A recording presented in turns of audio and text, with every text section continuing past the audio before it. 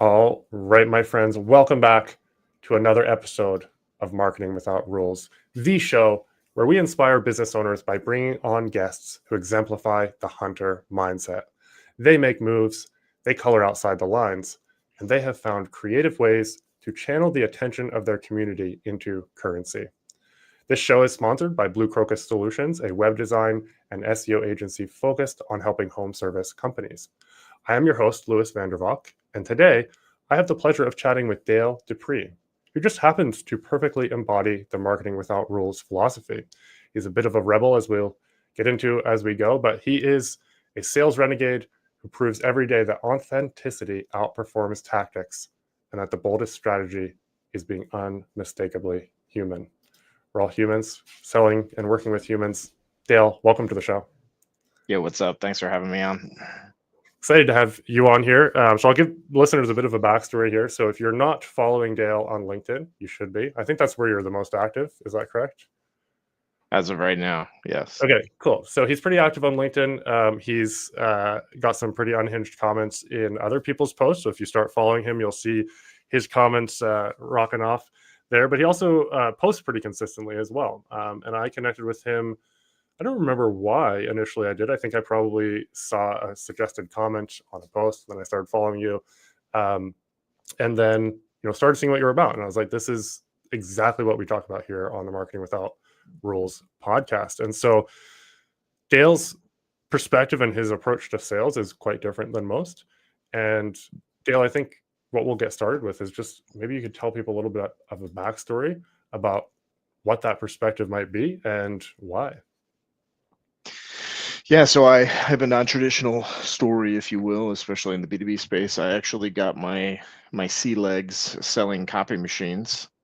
And prior to that, my profession, if you will, my career was in music. So I toured in a heavy metal band that I sang in. I started around 16-ish years old, getting serious about it. And by the time I was 17, we were off to the races. So I skipped college and played in a band. That's And wild. somewhere around 21, 22 years old, I decided to come back and start a career in sales. I took a full-time commission only gig, and it was with my father selling copy machines. So yeah, I think my first year I made $27,000, and so I contemplated going back into music. But I also there were unforeseen circumstances on the music side of things that had started to bubble up and create problems, and ultimately shift the narrative and my path consequently.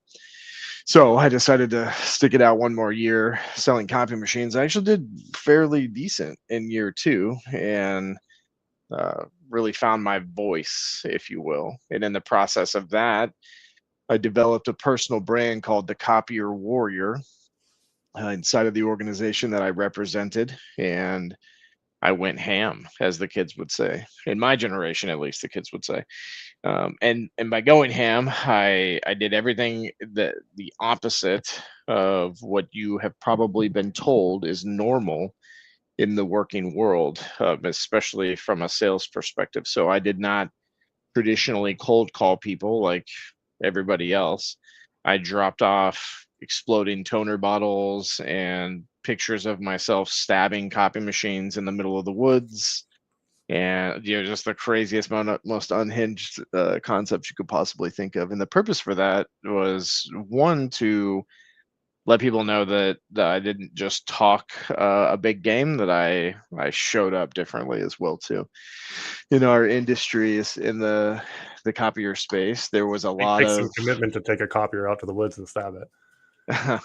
well, it takes some extra dollars, that's for sure, because Yeah. those things aren't cheap. But in our industry, there was a lot of just getting by concepts, so doing hundreds of thousands of dials a month, going to networking events just to pass out cards, just the motions, if you will, that people were always in. Like, I believe that at that state of in time, that sales was focused on, as long as you showed up, you'd win.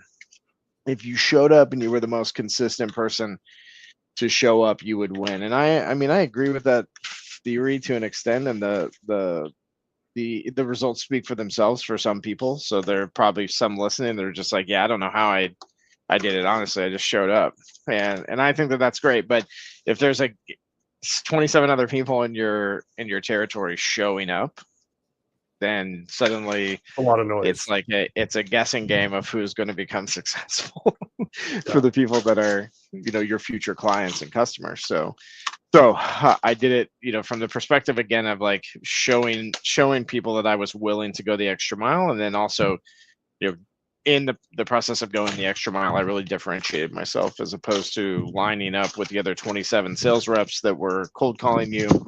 I was very distinct in nature, and because of that, I got a lot of instant gratification, if you will, where people would meet with me on the spot. They would call me in the parking lot and tell me to come back in. It was a lot of consistency just in results that were very non-traditional through my very non-traditional sales approach. So that's a little bit of background on where I come from, how I got started, and that spawned and morphed my obsessions from just the idea of selling copiers to like teaching everybody and their mom how to sell the same way that I was selling. And so that's what I did.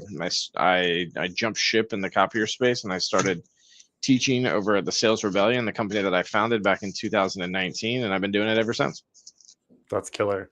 That's killer. We've got Aaron Wilson tuning in here locally. He says, "Love the hat. I have that shirt. Such a great brand. Love it. Love it. Thanks for tuning in, Aaron. What a cool story. So the exploding toner bottles I wasn't aware of, but we're gonna get into some of the other stuff around the Sales Rebellion. How does the exploding toner bottle work? You know, I feel like I did crazy stuff. But you ever see like a spilled cup of coffee, but it's not real? It's a prop. oh yeah. I Kind just of kind of like like mimicked those same concepts, in if you will, and I did it in a lot of different ways. I mean, I would take people paper jams that were like legitimately pulled out of a coffee machine and then used as marketing, which is actually what kind of spawned the crumpled letter. I was gonna say. Yeah. Part of what spawned the crumpled letter, and then my reign of terror with that thing began, which I still am on a rampage with. I For don't think it'll get old anytime 15 soon, to be years. honest. Yeah, I mean, I've been doing it for 15 years. It was 2010 when I started. 2010, 2000, yeah, end of 2010. So, you know, the exploding toner bottle is just a singular concept and a vast galaxy of ideas that Yeah. flow through my brain on a daily basis. So, I'd like to break down the crumpled letter. Let's start there. It's kind of your signature move, or what you know, certainly how I kind of came across you. What is the crumpled sales letter? Why should people use it? And how can they execute it? I know you have a course that people can buy. Not really a course, but you've got like templates and stuff they can buy, and it kind of walks through the whole thing. But for those listening, how can they kind of really latch onto the concept here? yeah, it's pretty simple. I realize, just like everybody else should realize, that nobody likes a cold call. So people that make cold calls, even they don't like doing it. They can tell you all day long that, you know, it's their favorite thing and they love it, and most of that is just because they're probably selling some kind of course to teach you how to do it as well too. And the thing is that I even if see you there's like harassing all those people in the LinkedIn comments too. It's funny. yeah, I mean, I love those people too. But I think there's some of my favorite folks out there, like Jack Fremston is a big cold dialer.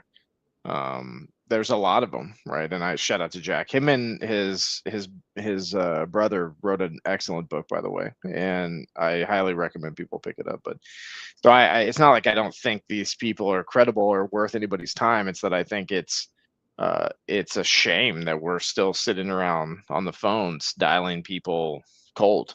Quite frankly, I've leaned into this pretty heavily for the last 6 years and been called, you know, a psychopath more times than I can count. But I have a different experience, and I would like other people to try and experience the same thing. So what we hear a lot of is people saying, "Oh yeah, I send a few crumpled letters, but then I still do my 100 dials a day." And then we ask them, like, well, what are your results? And they typically say, well, I don't really have much difference in results. And Yeah. it's like, well, of course you don't, because you're not focused on the things The that you need crumpled to be. letter. You're Yeah. still doing a lot of So cold calling, let's which is back up fine. for for those listening, what is the crumpled letter? It sounds like it came out of the paper Yeah. jams there.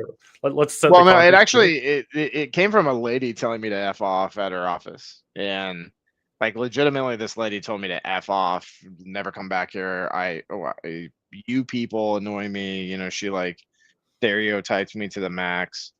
And it was because I was a copier salesman. She had been called like 3 times that day by one apparently, and it just like set her off. So that was where it came from. It was like the shuddering feeling on the way to your car after being harassed in an office for walking in and asking to speak to somebody. But I got it. I understood it. I sat back and said, well, this makes sense.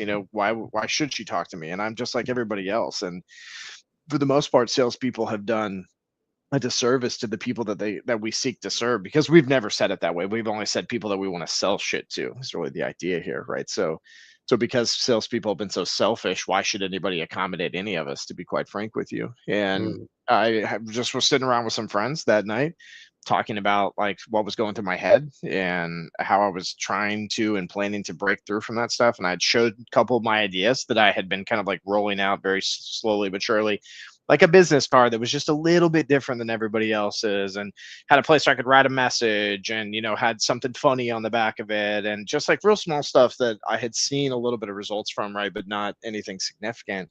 And a friend of mine was like, I need to hook you up with this guy down in South Florida. He's a realtor.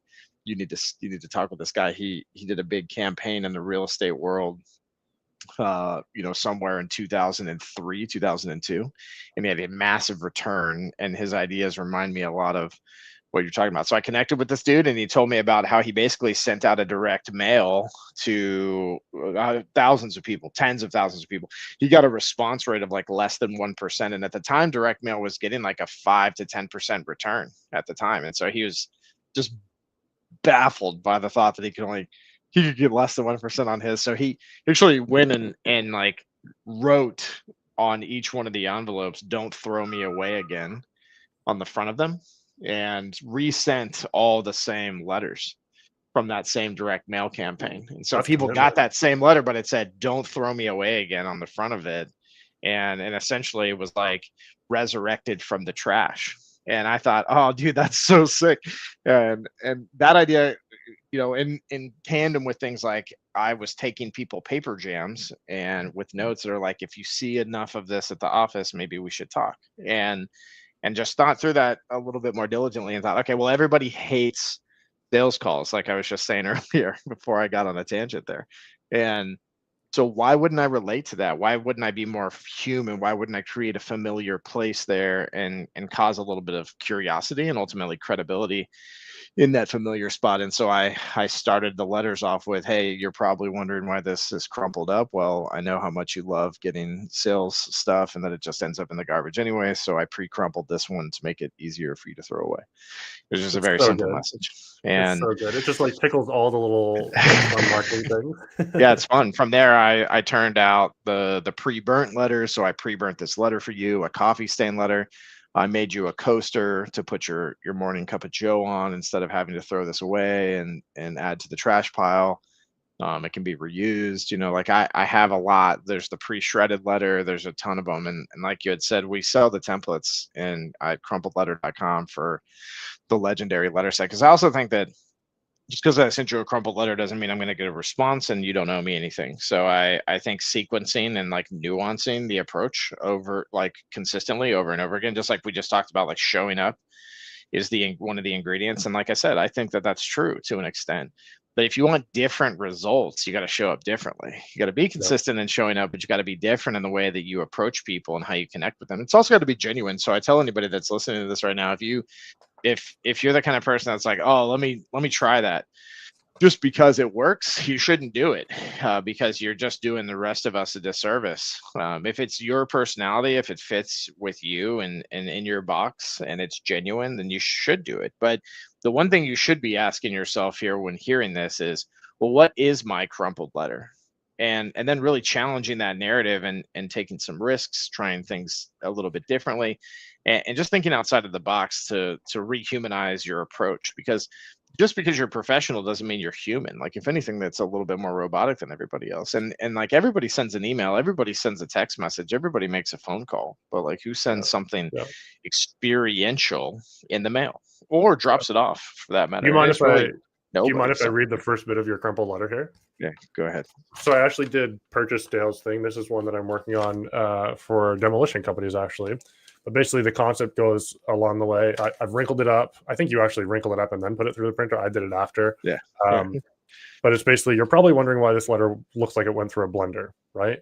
Well, the truth is, most of the sales messages crossing your path, online or offline, are unhelpful garbage. So I've pre-crumpled the letter so that you can toss it in the trash more easily.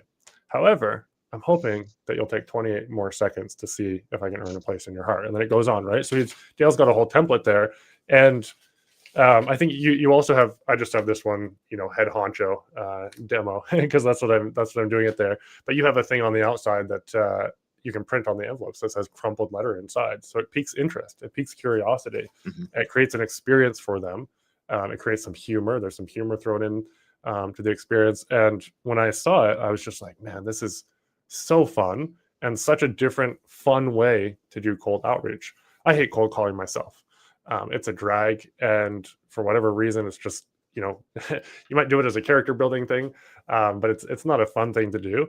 Whereas this is like you feel good doing it, you feel fun, and then the person receiving it on the other end is like, oh, that's interesting. That's unique. You mentioned that sometimes you've dropped them off and people have called you in the parking lot. Can you talk a little bit about that? Yeah, for sure. That's happened more times than I can count, and it's happened with all kinds of different drops that I've done. I like the empty donut box. I mean, kind of just like everything. And so for me, like the proof is in the pudding that like if you can do something so audacious that. Oh, I think we lost audio there. We were expecting this to happen. Don't worry, guys. But while he's figuring out audio, we'll come back and we'll talk about that there. Okay, I think we're back. There we go. Yeah, so if you can do something so audacious and so different for people that it causes them to stop in their tracks, like during their typical day. That's the thing that's the most powerful inside of this concept and theory. So really, like what people need to really realize with the concept of getting called at the parking lot is that it's not even about the call in the parking lot. It's about like playing out what just happened with the person that you were hitting up. So think about it for a second, and let's just take through one. So I dropped off my first ever empty donut box, one of my favorite stories. I was kind of a little bit perturbed and upset with this person. So there was a little bit of emotion there, but I detached and just simply went down and was like, all right, I'm going to do something fun, but maybe it pushes the limit a little bit. But I think this person needs that because this is the second time that they've canceled an appointment on me. I've never met him in person. So again, I can understand like why it's easy for people to do things like cancel an appointment when you've never met somebody to begin with. Right. But I thought you got to at least like call me, man. Like you got to at least like send me an email, not just like cancel me on your calendar, which is what he did the first time. And the second time I went all the way to his office and his secretary like made me wait for 20 minutes or so. And I was just like, he's not available and he's going to have to reschedule with you. So I went to the Dunkin' Donuts around the corner. It took me about 20, 30 minutes to do this. Right. But I grabbed an empty donut box. I went to my office to grab a red Sharpie. I actually ended up using lipstick. That's how the story goes. So I used lipstick and I wrote the guy a note, like just unhinged as hell. Just like, hey, I ate these for our meeting, but you stood me up. And I bought these for our meeting, but you stood me up and I had to eat them because they were going to go stale. Yeah, sorry. Let's reschedule and we can share a box. And, just like literally crumbed the bottom of this thing. It was disgusting on the inside of this donut box. I went back inside, it's been like 45 minutes or so. And the lady like looks at me funny when I come in. I'm like, hey, I just brought this back for so-and-so. Could you just leave it on their desk for them? She took it. And because there was no wait, she was like, what's this? And she opened it up and she experienced it. And her feedback actually was the funniest, right? Because she said, I don't know. This is kind of crazy. He might not like this, but I'll set it on his desk. And so she did. She set it on his desk. And I'm telling you, I walked into the parking lot. It took me about 2-3 minutes to get into my car. Got into my car, started to drive off. 2-3 minutes after that. And literally the dude called me on my cell phone and said, "Hey, are you still around?" And I said, "Yeah." And he said, "Cool, come back inside." And I Let's did. go share some donuts. So I think about not just my story I just told you from my POV, but what about his? Like, first off, that dude was in his office the whole time and he stood me up, right? So, he just like legitimately just decided to ignore the crap out of me that day. Yeah. But then I did this thing and it made him, like, to some extent feel a little bit of guilt, if you will. And also he told me when I got in, he goes, "You got guts to do something like this, and I respect that, but also this is funny as hell, and come on in," And so I sat down with him for the first time, and I ended up winning a massive sale with this guy that changed the trajectory of my career. So a lot of the times, again, it's just taking that risk and doing something a little bit different than everybody else to just see what will happen. Again, I think like getting the call in the parking lot is more about the POV of the person that receives it. Like, Tracy at the front desk walks into his office. What does she say to him? How does she present this thing to him? How does she help to nuance the? She could just like leave it on his desk and he might not ever see it, or spend 2 weeks not seeing it. So I think a lot of it has to do with like how we present, how we communicate. Pretty hard to avoid a donut box, though. Pretty hard to avoid seeing a donut box, like for her to drop that off. Yeah, for sure. I would totally agree with that, but at the same time, like, how many donut boxes go through that office, right? So here the guy might see a donut box and just be like, "Oh, great, somebody brought donuts," and like maybe ignore it, maybe check it out, who knows? But when I know that lady went in there and was like, "Hey, that guy you stood up, he came back and he brought this, and I think you should see it." And because of that, he stopped what he was doing. He opened it up. He read it. He laughed. He goes, "Where's his cell phone number?" Because he knows I give it out on my business card. I mean, we all do. We're in sales, right? And he finds my card. She helps him find it. They call my cell phone. She probably dials it. Gives him the phone. These are the thoughts that go through my head. Again, like the reason why you're really getting that meeting is because you've done something to cause people to kind of stop in their tracks and experience something different than the mediocrity that they typically experience on a daily basis. And because of that, things change for you. Yeah, it's so cool. So my question is, how do you get an empty donut box? There's a couple ways. Like we sell playbooks for all this stuff. I'm not trying to advertise myself here, but I want you to advertise. I think people need to see this stuff. Yeah, please go shamelessly plug it. You can go to thesalesrebellion.com and you can go to the Outbound Solutions tab in the top right and click on the Rebel Arcade. And when you're in the arcade, this play is called Carve Out Time, Empty Box. And so when you go to the Empty Box play, you can actually, if you buy it, we provide resources for you to get donut boxes, pizza boxes, Chinese to-go boxes, and then like a version. Some people might have seen this, but we do these Happy Meals. We call it the Unhappy Meal. Okay. So we have an actual version though that you can buy yourself. It's like it's a knockoff essentially, but you can change the colors on them. We have all those resources available to people at like the cheapest possible way that they can get them to DIY it themselves. And then if they want us to do it, they can also just reach out and we have custom solutions, for people that are like, "Hey, I want to hit my TAM with direct mail. I'm thinking, 500 people in total. I'd like to, build something highly experiential. I'd like to sequence it, right? This is what we do." But if you're just doing it yourself, like, we give everybody all the resources to get this done. Otherwise, like, the old school methodology and the way that a lot of reps do it that don't want to spend a couple $100 to have the resources is they'll just go to a Dunkin' Donuts and like buy a dozen donuts, but then ask the person, "Hey, could I also have a couple of empty boxes?" And, sometimes they do it, sometimes they don't. It really just depends on your swag and how well you can get somebody convinced to give you some empty donut boxes. But, we usually put like little gift cards inside of them. And man, we just had this work in the real estate industry. It was the first time that we had a realtor do this. He's one of our students.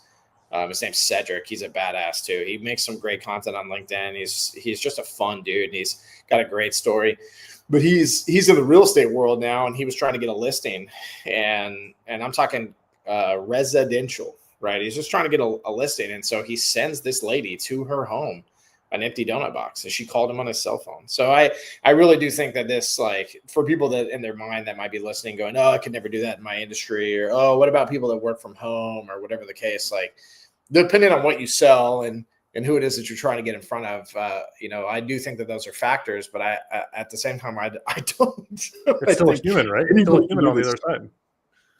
Totally. It's just humans that we're dealing with, no matter whether it's multi-million-dollar, multi-billion-dollar, or your neighbor down the street. They're all humans, and they all have some sense of emotion that can be tickled through something unique.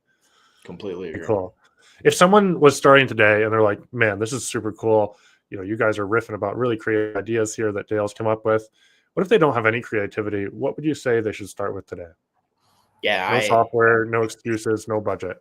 Yeah, I think that a lot of the time people say things like, I'm not creative, but I think that's an excuse. I think we all kind of have it in us somewhere, and it's just a sense of wonder that we're trying to tap into. So, think about a movie you watched that caused your imagination to just explode with ideas. Think about an instance, maybe it was a hobby, racing RC cars or paintballing with your friends, but just an instance in a moment where things like felt nostalgic or different in a sense that broke you out of the monotony of life. That's where creativity is born. It's not a crazy place. It's really just the idea of like taking a risk and reaping the reward of that risk. And ultimately, like, that's where, like I said, creativity in lies.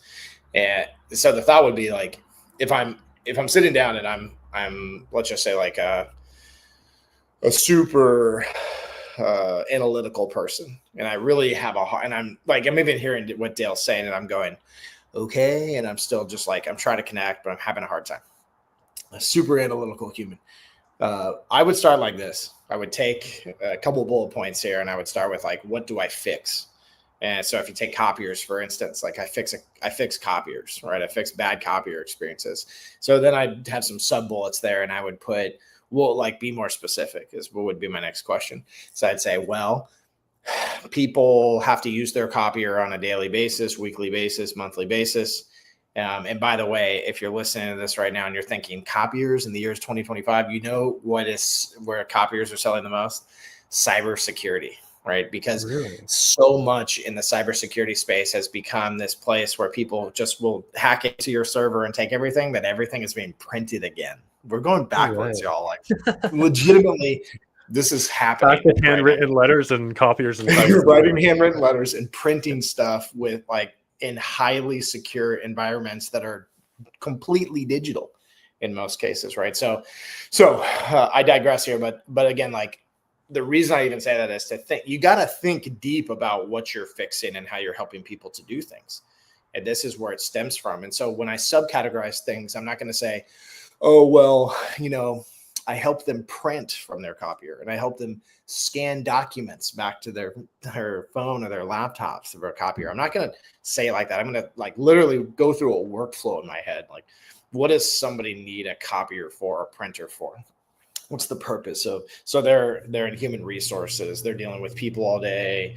They're responsible for X, Y, and Z at the organization. Like, again, I'm going to walk through this thought process of, like, what makes a person's job important and what makes my product important inside of their organization. And once I've written all that down, I'm going to literally just like unhinge myself for a second and say things like, okay, so if a person if their copier breaks and they really need someone to come and fix it, but it takes like 6 to 12 hours for a person to typically show up, just as feedback that I've gotten from people. Like, I've taken all the problems, right? And I say to myself, well, cool. What if I just like took people a baseball bat and I called it like the copier fixer?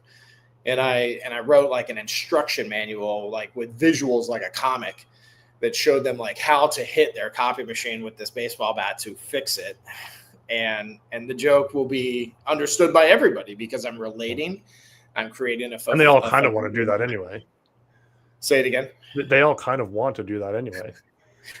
I would say that people that even love their copy machine enjoy fantasizing about taking a baseball bat to that thing, especially because of that sick movie Office Space. It like got us all excited about beating copy machines up with baseball bats, right? But yeah, so that it's as simple as that. I know it might not sound that simple, but the more that you work through it in the way that I just laid it out, the more that you'll realize how simple it actually is, and that if you just take people's problems that you help with and ultimately the familiar environments that they suffer through on a daily basis, and you create these moments of release and disconnect from the monotony for them, then your creativity is it's fuming, at the mouth at that point, foaming at the mouth at that point, I should say, and really just like creating moments for people that are unforgettable in most cases. Like, who's going to forget that you brought a baseball bat down to beat the heck out of the copy machine with? And as a joke.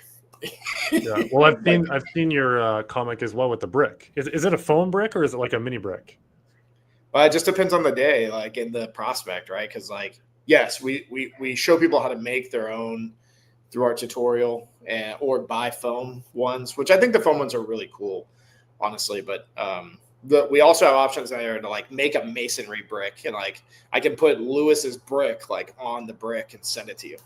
And that's wild. Yeah, so like we've done it for some of the people that we're trying to help that are copier reps, to sell copiers to somebody. Most recently, we sent one to a guy where it says the guy's name and it says his copier repair brick. And I mean, it's like this big, dude. It's a massive brick. It comes in the mail. It's heavy. He gets it, unpacks it. They get the prospect, our client. They get an email like right away. Thank you. Wild. That was That's hilarious. wild. Yeah. And then I saw there was like the comic. It's like how to use this brick, and it's like your copier's over here, and you're like winding up to throw it, and all that good stuff. Yeah. Very, very, very cool. So if you guys are interested, listening, head over to Sales Rebellion. You said it's in the arcade, right? Yeah, it's in the arcade. Outbound Solutions and in the arcade. Yeah, so head over there. You can find the crumpled letter there. You can find all the other stuff that Dale's got. Really, really cool stuff. If you're in business, you're a marketer, you're a salesperson. It sounds like I'm saying three different people there, but if you're in business, you are all of those things. You are a marketer, you are a salesperson, and there's just interesting solutions out there to break through the noise. We work with a lot of home service companies, right? So like junk removal, demolition, plumbing, and they're looking to see how can we get into like property managers, things like that. And so as you're thinking, I'm like, well, for junk removal, there's all the apartments that are, left with stuff in them. There's some, emotion that you can tap into for the property manager and somehow, reach them through that emotion, whether it be, through the donut box, whether it be through, maybe they do want to take a baseball bat to it, right? Like I'm just taking this stuff. And I think it's cool, Dale, that you work in copiers because it's so out there compared to what a lot of the audience is doing. And so they can think, if you can do it for copiers, we can do it for anything. And there's just something really cool about that. What would you leave someone with if they were still on the fence and they're thinking, why should I do this? Why shouldn't I just keep cold calling? Why should I take the extra time to go do these things? What would you leave someone with? Yeah, I mean, if you're thinking like that, I tend to say, I can't help you.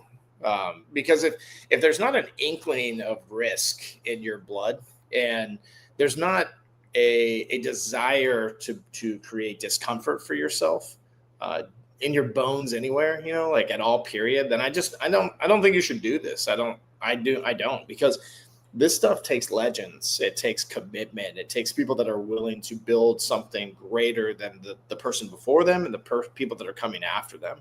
And the people that are currently competing against them. It takes a willingness. It takes a desire. It takes a lot is the thought process here. And so I would like right away, I would kind of just, when people say things like that or think like that, I would kind of go to say out loud and internally to myself to a degree as well, that we're not a good fit. This isn't a good fit for you because again, this is hard. And the other side of this is that I think a lot of the time we forget that what is easy, ultimately is the status quo. It's mediocre. Everybody's doing it. Everybody's doing what's easy, but what is hard is it's unfathomable the kind of results that you'll get with this and where it'll take you. I mean, my life is completely different because I dared mighty things in the way that I was creative in my go-to-market strategy. And yeah, for sure, like a guy like me can have the kind of success that I've had, and you can kind of justify it to an extent because you look at Dale, you go, well, you're different, bro. You're built different. You're made different. You're weird as hell. Like, you're a very strange individual, man. Like, it makes sense that you've gotten a little bit further than other people. But I'd caution people thinking that and say to them, like, no, I'm honestly just a very normal person. I'm a very normal person that wants something better for my life. Like, yes, for sure, a lot of the things that you see that are wild and wacky are my personality. They're very much Dale Dupree, but they're not far off from who you are too. They really are not. Especially the people that are thinking things like, oh, I don't know. I don't know if I got the time for this. I don't know if I want to commit to something like that.